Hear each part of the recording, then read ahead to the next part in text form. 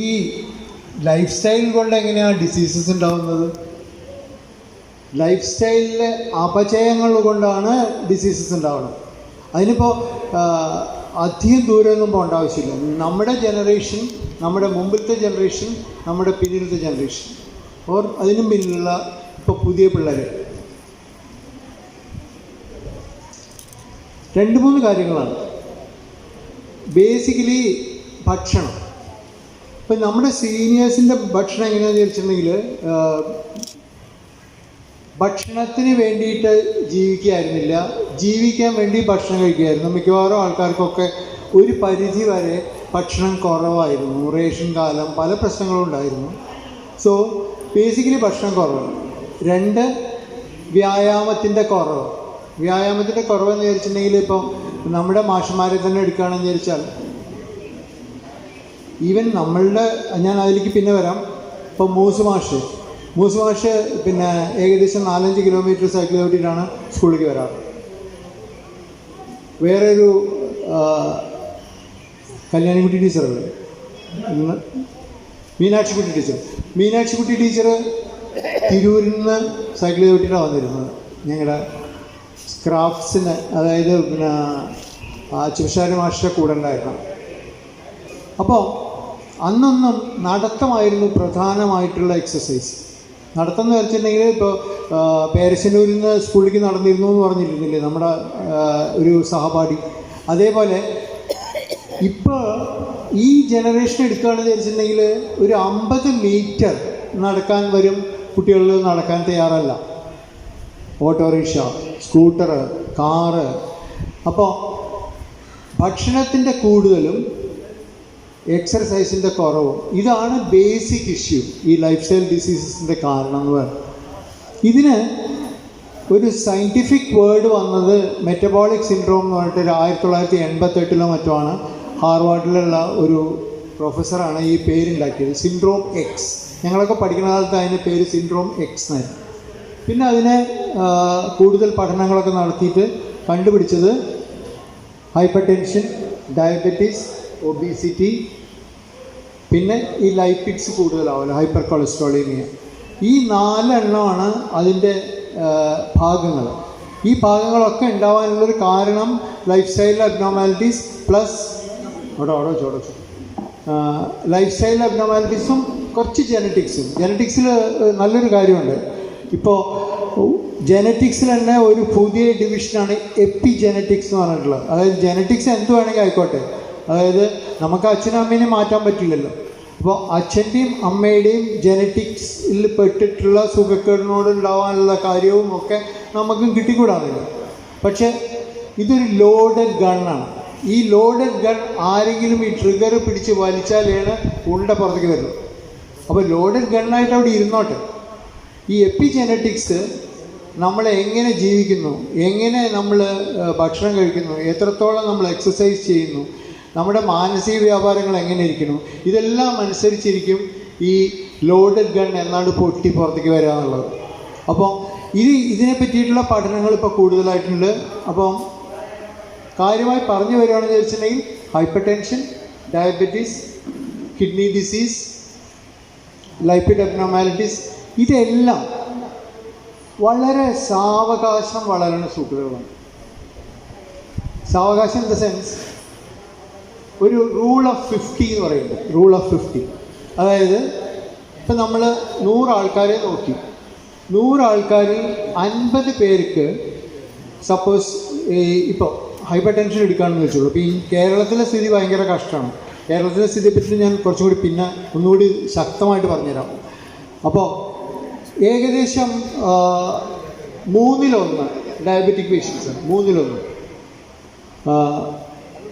5-ൽ അതായത് 2-3 പേഷ്യൻസ് 10-ൽ ഡയബറ്റിക്കാണ്.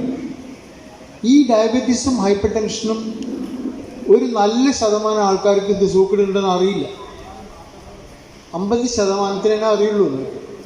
ഈ 50% അറിയുന്ന ആൾക്കാരനെ അതിലത്തെ 50% ചികിത്സയ്ക്ക് തയ്യാറുള്ളൂ. കാരണം അവർക്ക് സിംറ്റംസ് ഒന്നുമില്ല. കേരളീയരുടെയും പ്രത്യേകിച്ച് ഇന്ത്യക്കാരുടെ ജനറലി ഉള്ളൊരു ധാരണ, എന്തെങ്കിലും അസുഖമുണ്ടെങ്കിൽ മാത്രമേ സുഖക്കേടുള്ളൂ എന്നാണ്. സുഖക്കേട് ഉള്ളിലുണ്ട്, അസുഖമായിട്ട് പുറത്തേക്കൊന്നും സിംറ്റംസ് ഇല്ലെങ്കിൽ പോലും അവർ മൈൻഡ് ചെയ്യും. നേരെ മറിച്ച് വിദേശ രാജ്യങ്ങളിൽ അങ്ങനെയല്ല. അവരോട് പറഞ്ഞിട്ട് പ്രോബബ്ലി കുട്ടിക്കാലം മുതൽക്കേ ഉള്ള കോച്ചിങ്ങും ബാക്കി കാര്യങ്ങളും വെച്ചിട്ട് ഒരു വർഷത്തിലൊരിക്കലുള്ള മെഡിക്കൽ എക്സാമിനേഷൻ എന്നിട്ട് നിങ്ങൾക്ക് ഇന്ന പ്രശ്നമുണ്ട്, അല്ലെങ്കിൽ നിങ്ങളുടെ അച്ഛൻ അമ്മ ഇവർക്കൊക്കെ നേരത്തെ മയക്കാടിൽ ഇൻഫെക്ഷൻ വന്നതുകൊണ്ട് നിങ്ങൾ നോക്കണം, ഇതൊക്കെ പറഞ്ഞാൽ മനസ്സിലാവുന്ന ആൾക്കാർ കുറേ ഉണ്ട്.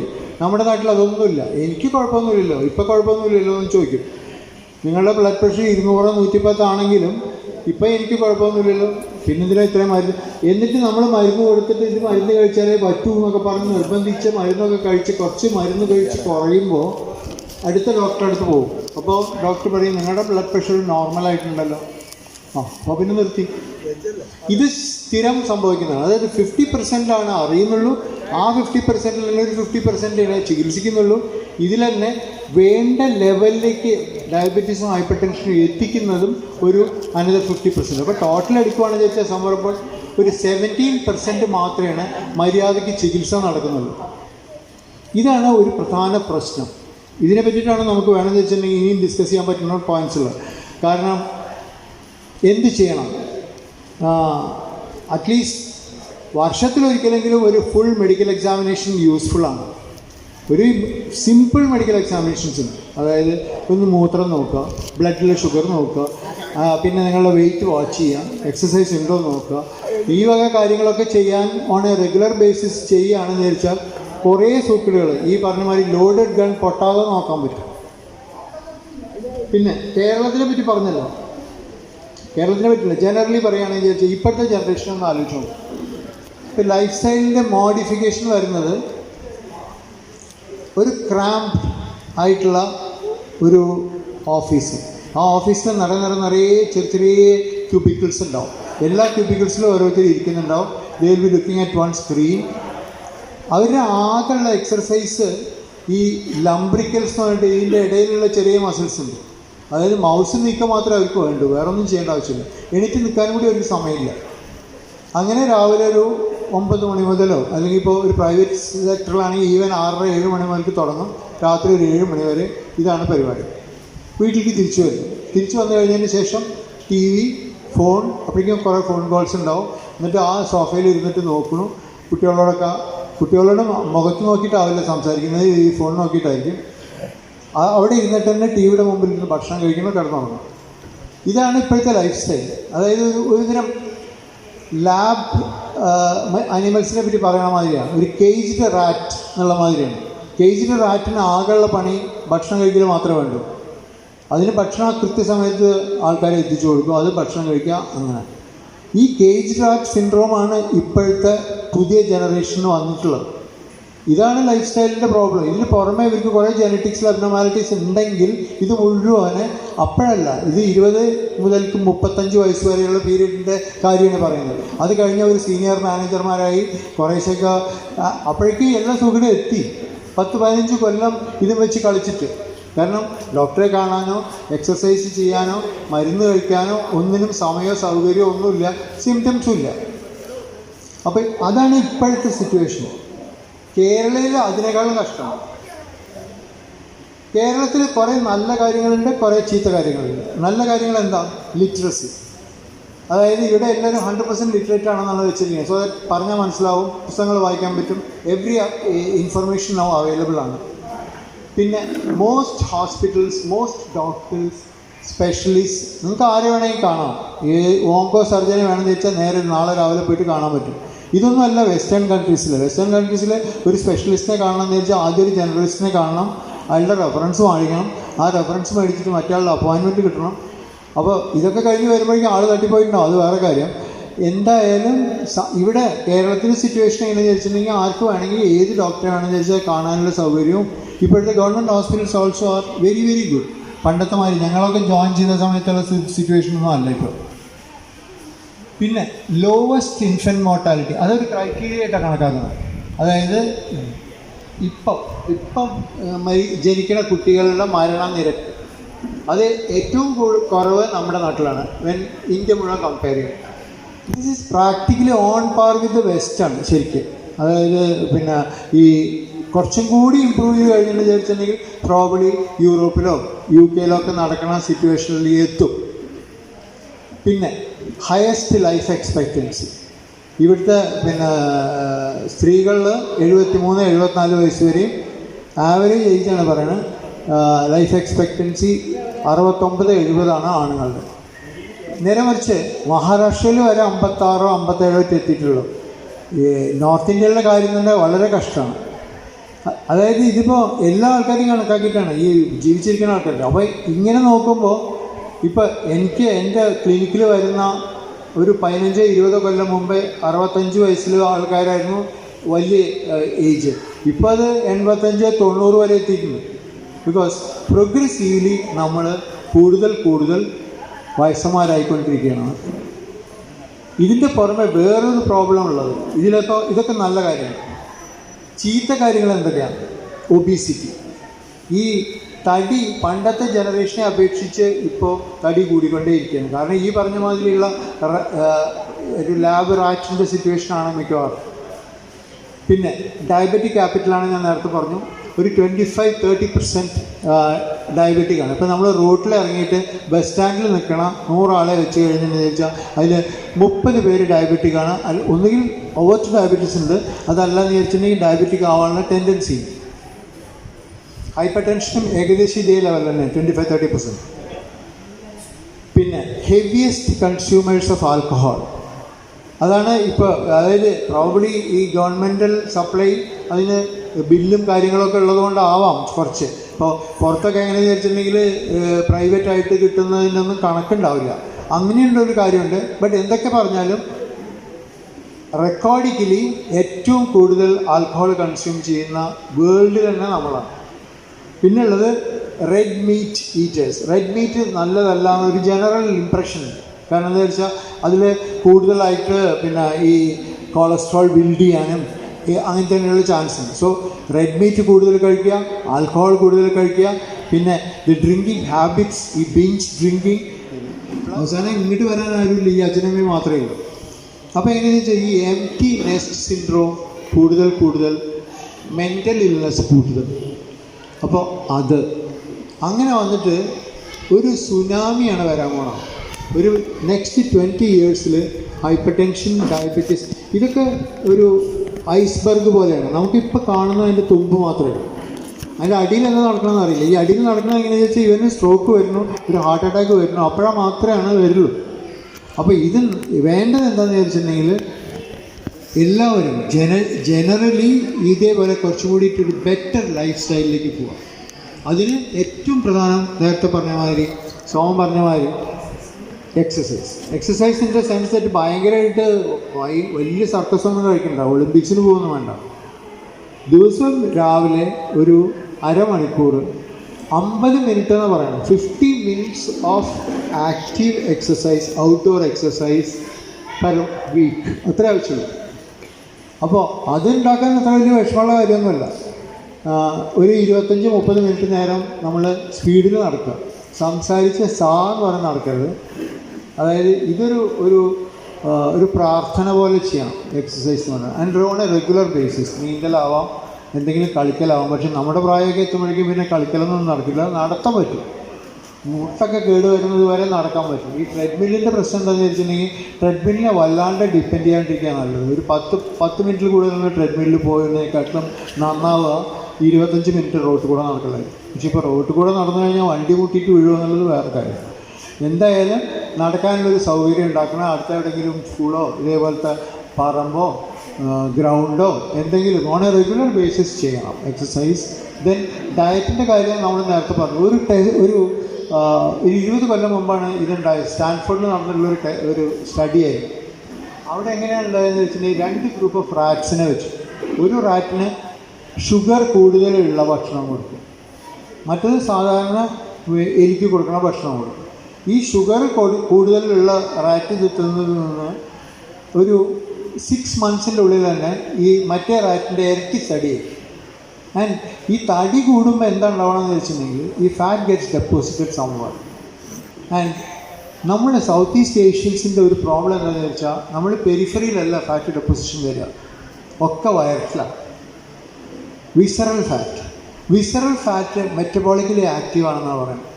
ഇപ്പോൾ പിന്നെ കോവിഡ് പിടിക്കുമ്പോൾ IL-6 പിന്നെ അതിൻ്റെ TNF ആൽഫയും ഒക്കെ ചെക്ക് ചെയ്യുന്നുണ്ടായിരുന്നില്ലേ, അതേപോലെ ഈ വക activities, that is inflammatory reactions ഏറ്റവും കൂടുതൽ ഉണ്ടാക്കാൻ പറ്റുന്ന ഫാറ്റാണ് ഈ വിസറൽ ഫാറ്റ്. അപ്പോൾ ലിവറിലാണ് ഇത് കൂടുതൽ ഡെപ്പോസിറ്റ് ചെയ്യുന്നത്. സ്ത്രീകൾക്ക് സിറോസിസ് വളരെ കോമൺ ആയി വരാൻ തുടങ്ങി. ഈ സ്ത്രീകൾ പണ്ടൊക്കെ, ഇപ്പം ഞങ്ങളൊക്കെ സ്റ്റുഡൻസ് ആയിരുന്ന സമയത്ത് ലേഡീസിന് സിറോസിന് വരികയില്ല, ഒക്കെ കള്ളുടിമാർക്കാണെന്നാണ് വെച്ചിരിക്കുന്നത്. ആൽക്കഹോളിക് സിറോസിസ് ആണ് ഞങ്ങളുടെ ബേസിക് ഡയഗ്നോസിസ്. ആൽക്കഹോൾ ഇല്ലാണ്ട് സിറോസ് വരുന്ന വല്ലവർക്കും കഷ്ടകാലത്തിന് വല്ല ഹെപ്പറ്റൈറ്റിസ് ബിയോ, എന്നാൽ ഹെപ്പറ്റൈറ്റിസ് ബി എന്താണെന്ന് ആർക്കും വലിയ പിടിയൊന്നും ഉണ്ടായതില്ല.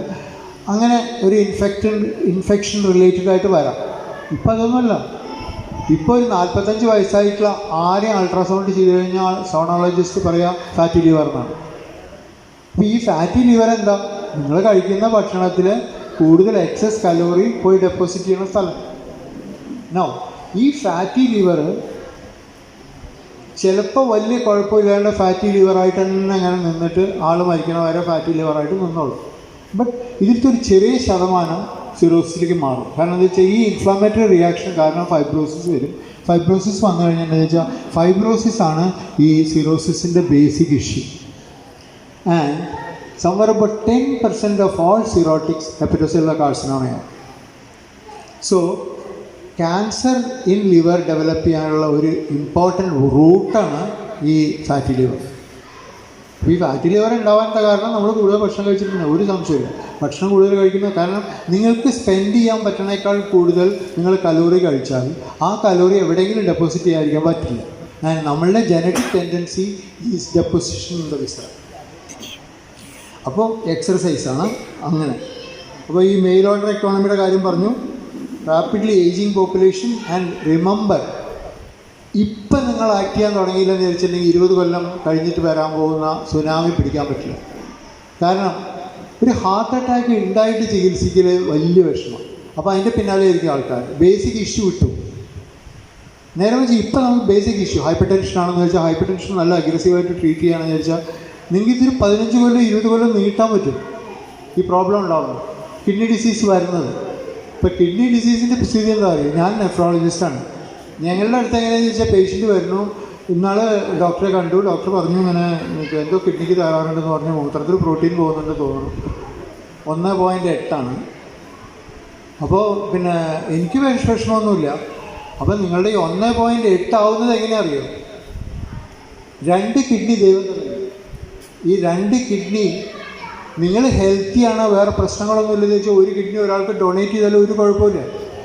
50% റീനൽ ഫങ്ഷനാണ് നമുക്ക് തൽക്കാലം ആവശ്യമുള്ളൂ ജീവസന്ധാരണത്തിന്. അപ്പോൾ ഈ 1.8 ആവുമ്പോഴേക്കും ഇയാളുടെ kidney function, total kidney function ഒരു 30% കുറഞ്ഞിട്ടുണ്ടാവും. 70% ഈസ് ഓൾറെഡി ഗോൺ. ഇത് പേഷ്യൻ്റ് അറിയുന്നില്ല. അപ്പോൾ ഈ 30% വെച്ചിട്ട് വേണം ബാക്കി ജീവിതം നയിക്കാൻ. അപ്പോൾ അവന് 45 വയസ്സോ 50 വയസ്സോ ആയിട്ടുണ്ടാവുള്ളൂ. പിന്നെ അവൻ്റെ കണക്ക് പ്രകാരം അവന് 75 വയസ്സ് വരെ ജീവിക്കണം. അപ്പോഴാണ് പ്രോബ്ലംസ് വരുന്നത്. സോ ദാറ്റ് ഇത് നേരത്തെ ഡിറ്റക്ട് ചെയ്യണം. ഇപ്പോൾ ഫാമിലി ഹിസ്റ്ററി ഉള്ള ആൾക്കാർ, ഹൈപ്പർ ടെൻസീസ് ആവട്ടെ, ഡയബറ്റിക് ആവട്ടെ, എന്തായാലും നേരത്തെ തന്നെ സ്ക്രീൻ ചെയ്യുക. എന്നിട്ട് അതിന് മെത്തേഡ്സൊക്കെ ഉണ്ട്. വെറുതെ യൂറിൻ നോക്കിയാൽ മതി. ഇപ്പോൾ മൈക്രോ ആൽബുമിൻ ടെസ്റ്റ് ചെയ്യാനുള്ള സംവിധാനങ്ങൾ എല്ലാ ലെവലും ഉണ്ട്. അപ്പോൾ ഇതിനെ പറ്റിയിട്ടുള്ള അവയർനെസ്, ഈവൻ ഡോക്ടേഴ്സിൻ്റെ ഇടയിലുള്ള അവയർനെസ് കുറവാണ്. ഞങ്ങൾക്ക് തന്നെയാണ് പണി. എല്ലാ മീറ്റിങ്ങുകളിലും, IMAയുടെ മീറ്റിംഗ് ആയാലും ഞങ്ങളുടെ ഫിസിഷ്യൻ ക്ലബ് മീറ്റിംഗ് ആയാലും എന്തിനായാലും ഇത് തന്നെയാണ് പറയുന്നത്. നിങ്ങൾ കാണുന്ന ബേസിക് ട്രീറ്റ് ചെയ്യുന്നത്, you please prevent the patient reaching A nephrologist. ഇപ്പോൾ ഞങ്ങളുടെ അടുത്ത് ഒരു 5 മില്ലിഗ്രാം ക്രിയാറ്റിനായിട്ട് വന്നു കഴിഞ്ഞാൽ ഞങ്ങൾക്ക് പിറ്റേ ദിവസം ഡയാലിസിസ് തുടങ്ങേണ്ടി വരും. അതൊരു ഇടുത്തി പോലെയാണ് ഫാമിലിക്ക്. ഇതുവരെ ആരും പറഞ്ഞില്ലല്ലോ സാർ ഇനി എന്താ ചെയ്യുക, ഇനി ഇതേയുള്ള വഴി. കാരണം എന്താ വെച്ചാൽ അവരുടെ കിഡ്നി ഫങ്ഷൻ 10% താഴെ പോയി. സോ നമ്മൾക്ക് സുനാമി നമ്മുടെ മുമ്പിലുണ്ട്. ഈ സുനാമിക്ക് നമ്മൾ ചെയ്യേണ്ട കാര്യങ്ങൾ അറ്റ്ലീസ്റ്റ് അവയർനെസ്. നിങ്ങൾക്ക് ഹൈപ്പർ ടെൻഷൻ ഉണ്ടോ, നിങ്ങൾക്ക് ഡയബറ്റീസ് ഉണ്ടോ, നിങ്ങൾക്ക് മൂത്രത്തിൽ പ്രോട്ടീൻ ഉണ്ടോ എന്ന് നിങ്ങളറിയണം. എന്നിട്ട് എതിരെ എന്താ വേണ്ടത് വെച്ച്. ഇപ്പോൾ ഇഷ്ടംപോലെ മരുന്നുകൾ അവൈലബിൾ ആണ്. പിന്നെ വേറൊന്ന് ഈ മരുന്ന് കഴിക്കലാണ്. മരുന്ന് കഴിച്ചാൽ കിഡ്നി പോകും. കിഡ്നി പോകാണ്ടിരിക്കാനാണ് മരുന്ന് കഴിക്കുന്നത്. അപ്പോൾ ഇത് ഡോക്ടർ പറഞ്ഞാലൊന്നും ആൾക്കാർ വിശ്വസിക്കില്ല. അടുത്ത ഫ്രണ്ടിൻ്റെ അടുത്ത് ചോദിക്കുക, അല്ലെങ്കിൽ ഗൂഗിൾ ചെയ്തിട്ട് ഈ പെർട്ടിക്കുലർ ഡ്രഗിൻ്റെ ടോക്സിസിറ്റി നോക്കും. അതിന് 55 ടോക്സിസിറ്റി എഴുതി വെച്ചിട്ടുണ്ടാവും. അതിൻ്റെ ഇടയിൽ റീനൽ ഫെയിലിയർ ഉണ്ടാവും. തീർന്നു. പിന്നെ ഇവൻ കഴിക്കില്ല. എനിക്ക് കുഴപ്പമൊന്നുമില്ലല്ലോ, പിന്നെ ഞാനെന്തിനാ കഴിക്കും? ഈ ഡോക്ടർ വെറുതെ മരുന്ന് കമ്പനിക്കാരെ സഹായിക്കാനാണ് എഴുതുന്നതാണെന്ന് പറഞ്ഞു. അപ്പോൾ അത് ശരിയാണ്.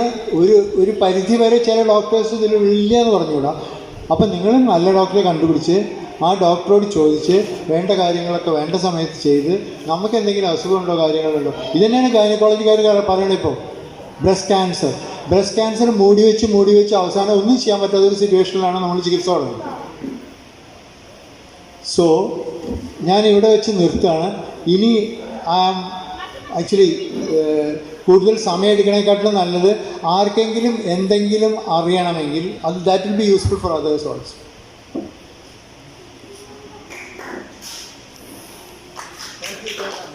നിങ്ങൾ സാധാരണ പോളിക്ലിനിക്കിൽ നമ്പൂരിനോട് പറയണ്ടായി ഫ്രീ ആയിട്ട് യൂറിൻ ഷുഗർ ചെയ്ത് കൊടുക്കും.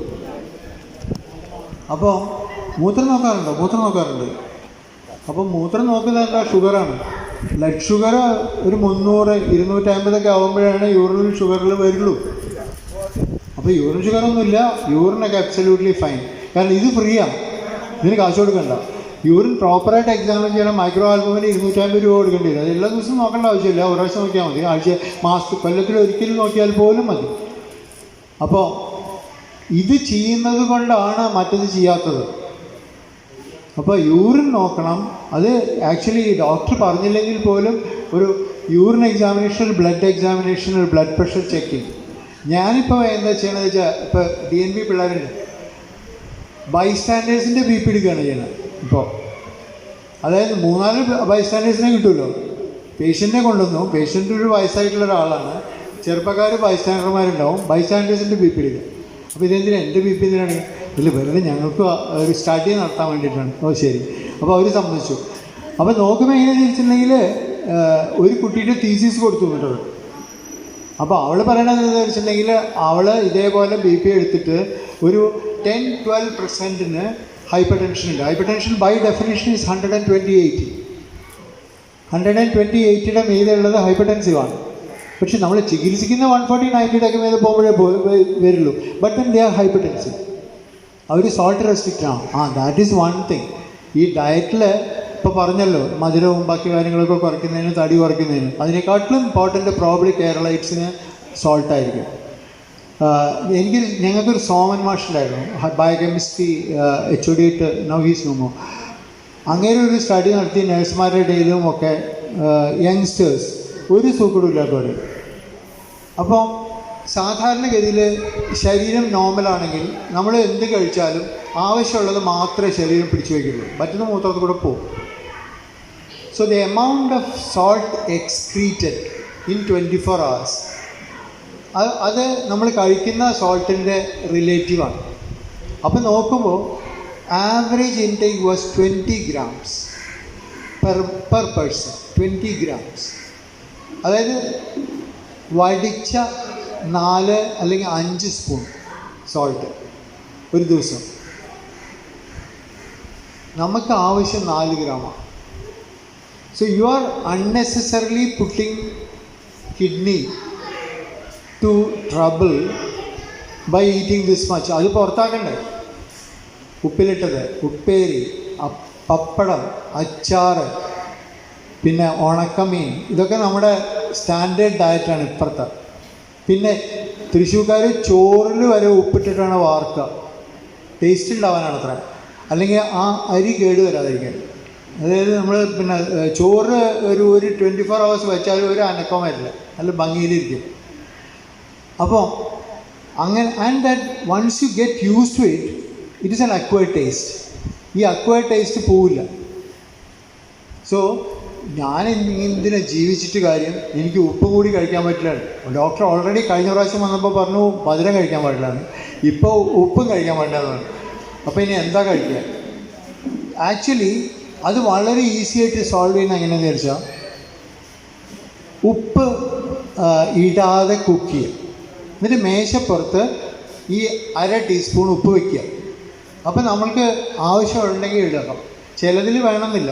ഈ മോരിൽ ഉപ്പിടൽ, സംഭാരത്തിൽ ഉപ്പിടൽ ഒക്കെ നിർത്താം. സദ്യക്ക് വരെ എല്ലാത്തിനും ധാരാളം ഉപ്പുണ്ടാവും, എന്നാലും ഒരു സ്പൂൺ ഉപ്പ് അവിടെ കിടക്കും. അപ്പോൾ സോൾട്ടിൻ്റെ കാര്യം ഭയങ്കര ഇമ്പോർട്ടൻ്റ് ആണ്, എസ്പെഷ്യലി ഹൈപ്പർ ടെൻഷൻ കൺട്രോൾ ചെയ്യാൻ. ഇപ്പം നോർമലായിട്ട് ആളിപ്പോൾ സോൾട്ട് കഴിച്ചുകൊണ്ട് വലിയ വിശേഷമൊന്നും ഉണ്ടാവാൻ പോകുന്നില്ല. But then 20 grams is too much.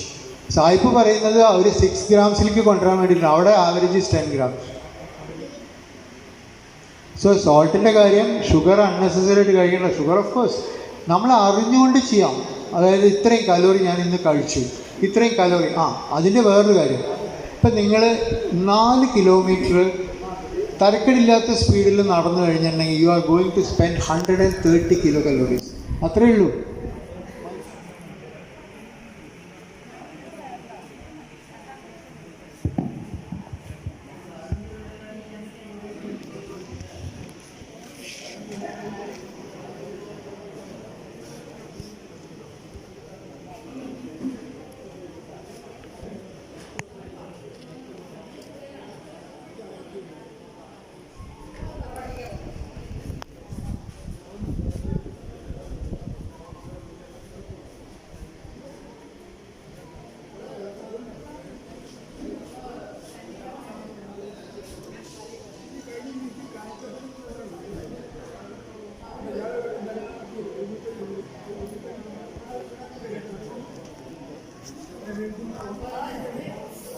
എത്തിച്ചേർന്ന് നമ്മുടെ അഭിവന്ദ്യനായ അധ്യാപകൻ ശ്രീ ഗോവിന്ദ പൊതുവാൾ സാറിനോട് ഈ കൂട്ടായ്മയുടെ പേരിൽ ഞാൻ ആദ്യമായി നന്ദി രേഖപ്പെടുത്തുന്നു. അതുപോലെ തന്നെ ഈ ചടങ്ങിൽ ആശംസകൾ അർപ്പിക്കാൻ ഇവിടെ എത്തിച്ചേർന്ന ഞങ്ങളുടെ അധ്യാപികയായ ശ്രീമതി ഉമാദേവി ടീച്ചറോടും പ്രത്യേകം നന്ദി പറയുന്നു. ഈ ചടങ്ങിൽ എല്ലാവിധ സഹായങ്ങളും വാഗ്ദാനം ചെയ്ത് ഇവിടെ എത്തിച്ചേർന്ന സ്കൂൾ മാനേജർ ശ്രീ പത്മനാഭൻ അവരോടും നന്ദി രേഖപ്പെടുത്തുന്നു. മറ്റ് ആശംസാ പ്രസംഗങ്ങൾ നടത്തിയ O Rajagopalan master, Shri Krishnakumar master, high school H Shrimati Deepa teacher, higher secondary principal Shri Jijo Joseph master എന്നിവരോടും പ്രത്യേകം നന്ദി അറിയിച്ചുകൊള്ളുന്നു. പുറമെ ഈ ഫംഗ്ഷൻ വിജയമാക്കി തീർക്കാൻ ഞങ്ങളോടൊപ്പം പ്രവർത്തിച്ച സ്റ്റാഫ് അംഗങ്ങളായ Anil master, Prakashan master, Ajayan master എന്നിവരോടും പ്രത്യേകം നന്ദി രേഖപ്പെടുന്നു. ഇതിൽ അനിൽ മാസ്റ്ററുടെ സേവനം അതിഗംഭീരമായിരുന്നു. മാസ്റ്ററാണ് ഈ നമ്മുടെ സയൻസ് പാർക്കിൻ്റെ എല്ലാ പ്രവൃത്തികളും ഏറ്റെടുത്ത് കൃത്യസമയത്ത് തന്നെ നമുക്കെല്ലാം ചെയ്തു തന്ന അദ്ദേഹത്തോട് പ്രത്യേകം നന്ദി രേഖപ്പെടുത്തുന്നു. ഇതുകൂടാതെ സ്റ്റാഫ് സെക്രട്ടറി, മറ്റു സ്റ്റാഫ് അംഗങ്ങൾ എന്നിവരോടും പ്രത്യേകം നന്ദി അറിയിച്ചിരുന്നു. സ്റ്റാഫ് അംഗങ്ങളല്ലാത്ത മറ്റുള്ളവരോടും നന്ദി പറയുവാൻ ഈ ചടങ്ങ്, ഈ കൂട്ടായ്മയിൽ പങ്കെടുത്ത എല്ലാവരോടും പ്രത്യേകിച്ച് സഹപാഠികളുടെ കുടുംബാംഗങ്ങളോട് പ്രത്യേകം നന്ദി പറയുന്നു. ഇതിനു പുറമെ ഇവിടെ മീഡിയയുടെ ആൾക്കാരായിട്ട് വന്ന എല്ലാവരോടും ഞാൻ ഒരിക്കൽ കൂടി നന്ദി പറഞ്ഞുകൊണ്ട് ഈ പരിപാടി തൽക്കാലം നിർത്തുന്നു. നന്ദി, നമസ്കാരം.